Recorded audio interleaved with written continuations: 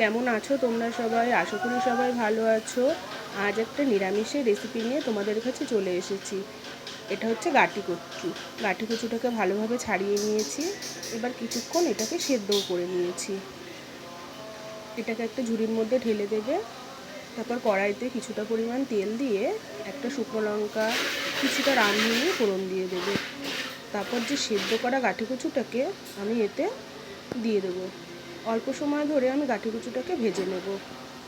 তোমরা এই রেসিপিটা বাড়িতে ট্রাই করে দেখো। গরম ভাতে, নিরামিষের দিন গরম ভাতে এক থালা ভাত তোমরা এটা দিয়েই খেয়ে উঠতে পারবে। গাটি কচুটাকে কিছুক্ষণ ভেজে নেব। এদিকে ভাজাটা হতে থাক। তারপর আমি চলো মশলাটা করে নিই। এতে দেব অর্ধেক টমেটো, কিছুটা কাঁচা লঙ্কা আর কিছুটা আদা।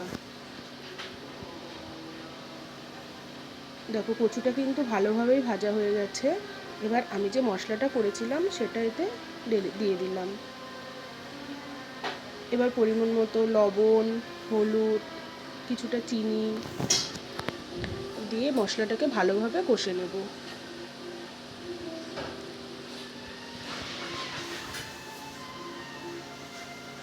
কে কে গাটি কচু পছন্দ করো অবশ্যই কমেন্টে জানাবে। আর যদি নিত্য নতুন বাঙালি রান্না আমার শিখতে চাও তবে অবশ্যই আমার চ্যানেলটাকে সাবস্ক্রাইব করে দেবে। দেখো ভালোভাবে কষানো হয়ে গেছে। এবার আমি পরিমাণ মতো জল দিয়ে দিলাম। একটু বেশি জল দিলাম কারণ এটা সেদ্ধ হবে, কিছুটা সময় ধরে এটাকে আমি সিদ্ধ করে নেব।